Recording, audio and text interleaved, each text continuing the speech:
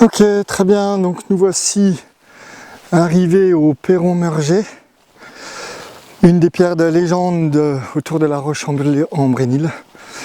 Et voilà, j'étais venu parce que aux alentours il fait beau, mais malheureusement ici, on a une jolie brume.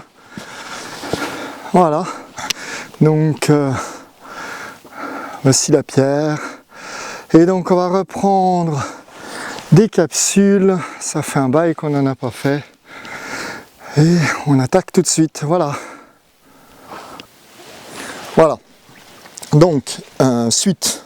Donc j'ai dit, j'ai un point en A ici.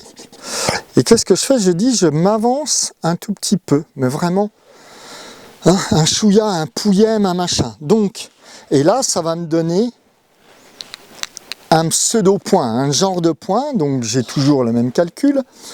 D'accord? Donc ici, qu'est-ce que ça veut dire? Ben ça, alors il faut bien suivre, hein, c'est souvent ça patauge dans ce truc-là.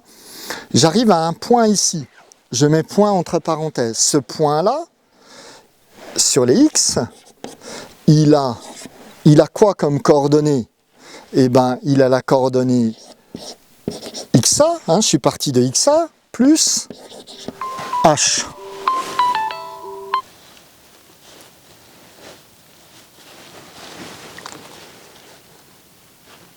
Voilà, je mets mon temps de... Allez. Donc, je plus H, ok. Sauf que je suis sur les X, donc il faut que j'arrête, hein, on va y arriver. Donc ça fait XA plus H. Et ça, c'est mon delta X. Hein. Donc qu'est-ce que ça veut dire? Ben, j'avance, je suis en XA, j'avance de H. Donc mon point, il est à quelle distance? Il est sur les X, il est à XA plus H. D'accord? Ça, c'est sa coordonnée sur les X. Hein, c'est son abscisse. Et d'où je suis parti? Ben, je suis parti de XA. D'accord? Donc là, on va tout de suite, pour arrêter de s'embêter, on va le simplifier. Qu'est-ce que ça veut dire? Ben, j'ai XA moins XA. Hein. Qu'est-ce que je suis en train de dire? Je pars d'un point, j'avance de temps, d'accord? Et je suis en train de calculer de combien j'ai avancé. Ben, j'ai avancé de temps, j'ai avancé de H. D'accord? Donc mon delta X, il est égal à H. C'est mon petit pouillème, d'accord? Sur lequel j'avance. Donc, au-dessus, qu'est-ce que j'ai? Eh bien, toujours pareil, hein, là c'est mon delta Y. Donc Y, si je mets delta Y, ça va être pénible. Il faut que je le traduise en quelque chose de calculatoire, d'accord? Et qu'est-ce qui est calculatoire? Ben c'est mon... Qu'est-ce que c'est que mon delta Y? C'est mon F de... Hein? Si le Y de A, il est bien égal à F de A. F de XA, d'accord? Il est égal à la F de la coordonnée de A, à l'abscisse de A. Donc là, j'ai quoi? J'ai ce point qui est en XA plus H. Donc c'est F de XA plus H. Moins F de XA. D'accord? Ça, il faut y aller mollo, hein, mais c'est absolument à bien piger. Donc on a une super formule qui se résume par... Je prends un point fixe. Je me déplace d'un pouillème. D'accord? Ce truc-là, Leibniz dit c'est c'est ce qui se tient entre le rien et le quelque chose. Entre le... Voilà. Il a un statut très particulier.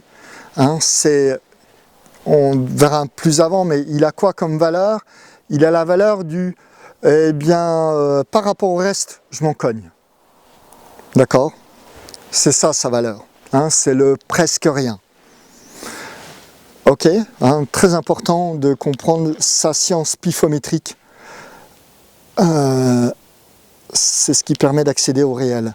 Donc ici, on a notre y de x plus h.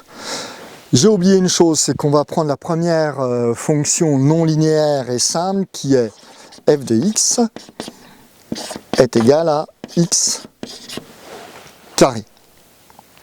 D'accord, qui est une fonction parabolique comme ça, donc quand pour f de 1 ça fait 1, f de 2 ça fait 4, etc. F de 3 ça fait 9, on est d'accord, c'est une fonction en x carré, donc non linéaire par définition.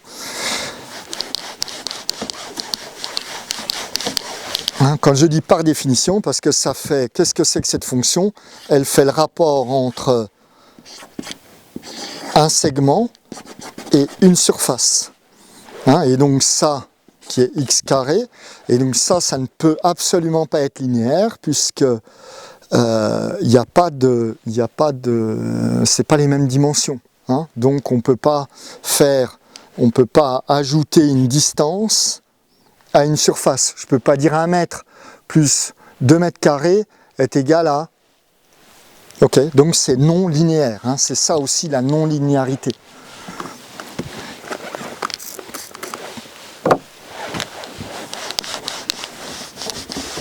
Donc ici, maintenant on va traduire ça. Donc si je le remets, on va essayer de remettre ça au propre. Ici, il nous reste que h. Ok, donc qu'est-ce que c'est que ce truc? Et bien là, mon x, d'accord, la coordonnée, l'abscisse, il vaut xa plus h.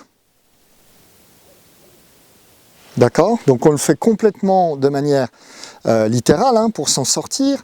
Donc ça vaut quoi? Ça, je peux calculer. F de xa plus h, c'est xa plus h au carré. Moins f de xa, ça c'est xa au carré sur h, qui est la distance que j'ai parcourue sur les x. C'est mon delta x, et là c'est mon delta y. On n'oublie pas ce h, c'est un petit pouillème, c'est le truc très subtil, le presque rien. Donc, qu'est-ce que je fais de tout ça? Je vais le réécrire ici en espérant que tout le monde suive. Je ne répéterai pas.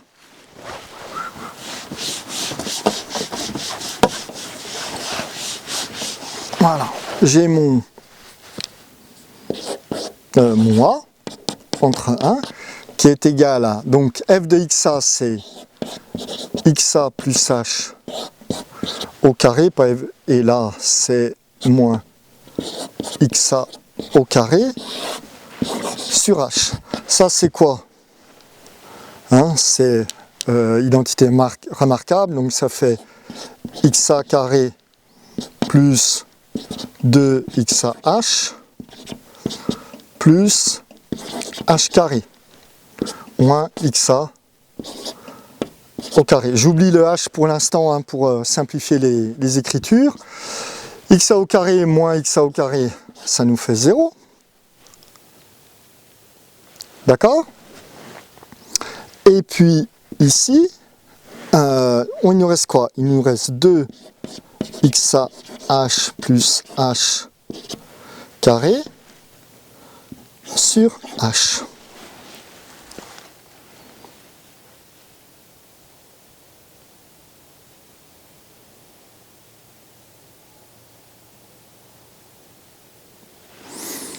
Et là, qu'est-ce qu'on a? Eh bien, on peut simplifier.